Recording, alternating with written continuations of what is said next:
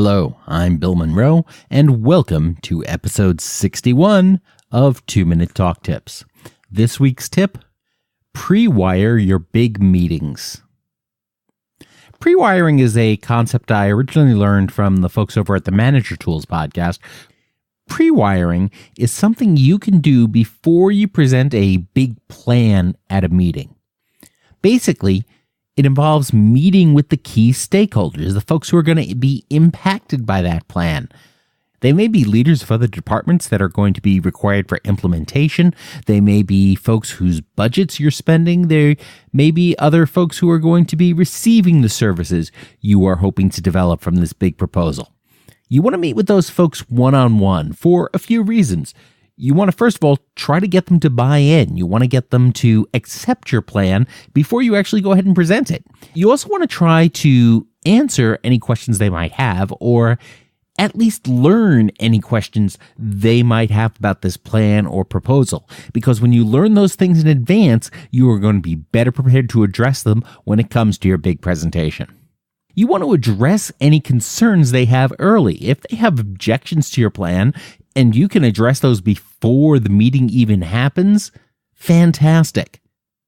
If you can't address them beforehand, at least you'll be better prepared to address them if somebody does raise it when you're presenting. This gives you a ton of advantages. Your audience is already going to be more familiar with your plan. It means that they can pay more attention to what you are saying because they're not distracted by trying to understand what it is you're talking about. It also means they are less likely to surprise you with questions. And, perhaps most importantly, you may find that you already have more supporters in the room when you finally do present your big plan. Successfully pre-wiring a meeting helps you avoid any surprises, and that will ultimately make you more effective at getting your ideas across. Stick around, and after the break, we're going to talk about how to deal with bad speaking advice from your boss.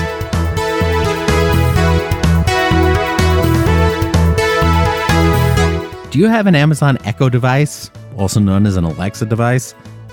2-Minute Talk Tips now has a skill on Alexa. Go ahead and go up to your device and say, Alexa, enable 2-Minute Talk Tips. And then each week you can simply go up to it and say, Alexa, play the latest episode of Talk Tips. And if you like it, you can even rate and review the skill in the Alexa app on your phone.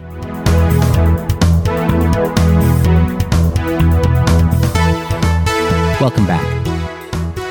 Back in 1998, I was relatively new to one of my jobs, and it was actually the first job I'd had where I was using PowerPoint on a regular basis. My boss's boss was traveling with me as I visited customers this one day. And after I conducted a training presentation for a group of customers, I asked him for advice and input on what I did well and what I could do better. I figured, hey, let's get the boss's insight into this. It can't hurt. One of the things that he told me was something he learned from a class on presenting. And that was to make sure you read everything that's on your slide to your audience. I'm going to let that sink in for a moment. Because now, 20 years later, we know that is terrible advice for presenters. The last thing you want to do is spend your time reading your slides because your audience is presumably literate. They don't need you to read your slides to them. But I'll cut the boss's boss a little bit of slack on this. This was back in 1998. And PowerPoint was new to an awful lot of folks right then, where everybody was still trying to establish best practices for using the tool. And perhaps I was a little too aggressive about seeking out advice and what I could do better, and it may have caused him to reach for things that might not be the best recommendations to make. And at the time, I didn't even realize that was bad advice. Today, of course, things are different. It's not uncommon for our managers or our bosses to give us advice in our jobs. And in fact, that is their job. But sometimes that advice may be something we disagree with. And how do we handle it when our manager gives us advice we disagree with, or when our manager gives us bad advice? Well, the first step is to go ahead and comply with their instructions. We're going to talk a little bit more about that later. But generally, your boss says to do it, you got to do it. And unless you want to make a serious career-limiting move, go ahead and comply. If you don't want to comply with it, you may want to dig into it a little bit further and ask why. Not necessarily in that tone, but you want to approach your boss and ask why they recommend that, because you want to understand the context.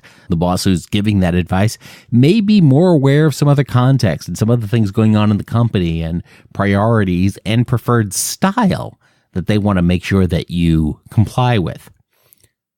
They may be trying to address a problem they saw, but coming up with a poor solution to it. For example, they may tell you to make sure you read everything on the slide so the audience doesn't miss any important points that are on there. And if that's the case, maybe the solution is not to read everything on the slide. Maybe it's to redesign the slide so it's easier for the audience to see and retain those points. So make sure you understand the problem they are trying to address. And once you understand the problem they are trying to address, then you can work on other ways to achieve that goal that they want you to achieve. The key thing is you have to know the context of that bad advice. The other thing to consider is the question of, is your boss making a suggestion or giving you an order or an instruction? You see, one of the things to understand about bosses and managers is that they just think of themselves as cool people. Many of them just want to be friends with their employees, and they may easily forget that they have the sign on their forehead. And if you're a boss, you have this sign on your forehead too. If you don't believe me, go ahead and look at your boss and you will see the sign on your boss's head. That is a sign on their head that flashes big red lights that says, "I can fire you." Your boss is the person that controls your addiction to food, shelter, and clothing. And that makes it very easy to confuse a poorly thought out suggestion or just sort of a half idea from your boss with an actual policy or instruction they want you to comply with. Bad advice may not be an order for you to change everything that you're doing. It may simply be the boss thinking out loud. And that's one of the reasons why it can be important to dig into that a little bit further. So, let's say you've gone down that path and it turns out the advice is in fact intended as strongly suggested and it's still bad advice. What do? Well, you have two choices. You can comply or you can suffer. You see, your job is to take care of your customer. Customers are people who give you money in exchange for goods and services. In one respect, that's the folks that are dealing with your company. And that's the way we're most used to seeing it, the folks who give our company money. But from another perspective, it's also your company that is purchasing your services in exchange for your paycheck. That makes your company, your employer, always your personal customer. And you have an obligation to take care of your customer, barring, of course, major ethical or legal lapses or other things like that. The fact is, your boss is the representative of your customer. And is the customer always right? Maybe. Is the customer right about this? Well, you have to ask yourself, does it matter? Because if you want to keep that customer and keep your job, you got to do what the customer wants. Can you be more effective in your presentations within your organization or with your organization's customers by ignoring your boss's advice? Maybe. But does that help you meet your other goals? Goals like continued employment or getting a great promotion or earning a high bonus at the end of the year or getting the plum assignments or getting good annual reviews? Maybe not. You see, ignoring a boss's bad advice may not be a fireable offense, but that doesn't mean there are no negative consequences to it. It can still add up to other things. For example, you may be seen as not a team player, or as someone who resists coaching and growth, or someone who simply does not work and play well with others. Variations on these phrases can pop up on annual reviews or other feedback sessions with your manager. And resisting your boss's advice, telling your boss that they are wrong by ignoring their advice, does also negatively impact your boss's overall impression of you. And even if these things don't play out in your annual reviews or your bonuses, one of the things to keep in mind when it comes time for promotions or when it comes time for layoffs, will your boss fight for you? So, is following bad advice selling out? Maybe. It seems that the more experience I get and the older I get, the less sense the idea of selling out generally makes in most contexts.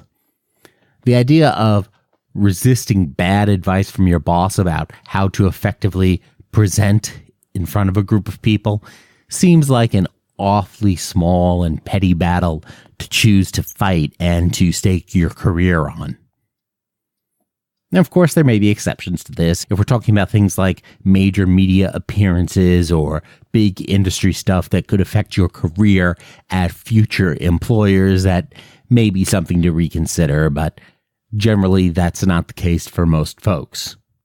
Ultimately, your decision means that you have to answer a key question here. And it's the same key question we have to ask every time we develop a new presentation, and every time we develop a new proposal, and every time we have a new speaking engagement. And that question is this: what is your goal?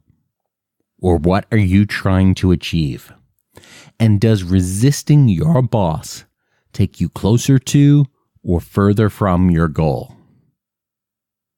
That's up to you to decide, but generally it means you need to comply with that bad advice. So now, a note for the bosses that are out there, because providing feedback is your job, so absolutely do it. You need to help folks grow in their career and in the organization. You want to help them improve their speaking. And of course, recommending 2-minute talk tips to your team is a great way to do that. That said, be very careful with advice. You have to be even more careful when you're talking to your skips or your subordinates' direct employees or your double skips. Your advice carries a lot of weight due to that sign we talked about earlier and due to your employees' addiction to food, shelter, and clothing. You may think you are just making a passing suggestion or talking out loud, but when heard by them, it becomes an order in their mind. If you don't intend that, rethink how you say it. Sometimes even saying, this is just a suggestion, is not perceived as just a suggestion. It's perceived as an order. And it's important for you to understand the personal relationships you have with those folks, the personal professional relationships you have, as well as the organizational relationship at play. And suggestions to your directs about your skips, about their directs, can become even more outsized. Accidental deployments of role power are common and they can be really messy. So be careful. Over the course of your career, you will get a lot of advice. Some of it will be good and some of it will be not so good. When you get that advice, you need to consider the source. You need to consider the context. You need to consider if you extracted that advice from someone or if it was willingly given. If it's bad advice, you need to dig deeper for context and for alternatives. And ultimately, you need to consider your goal. Usually, that means you need to take care of your customer and comply. But if it's egregious or always bad, that's when it's time to try looking for a different role or a different employer. So that's it for this week. What bad advice have you gotten from your boss, and how did you deal with it? Go ahead and tell us in the comments at 2minutetalktips.com/bad advice. As a boss, have you made an offhand suggestion that your employee took too far? Tell us about it also at 2minutetalktips.com/bad advice. If you have an Amazon Echo, be sure to enable the 2-Minute Talk Tips skill on your device and give it a try. You can then rate the skill in the Alexa app. Prewire the folks for your next big proposal. And, as always, don't get best, get better. Thanks a lot. I'm Bill Monroe, and I'll talk to you next week.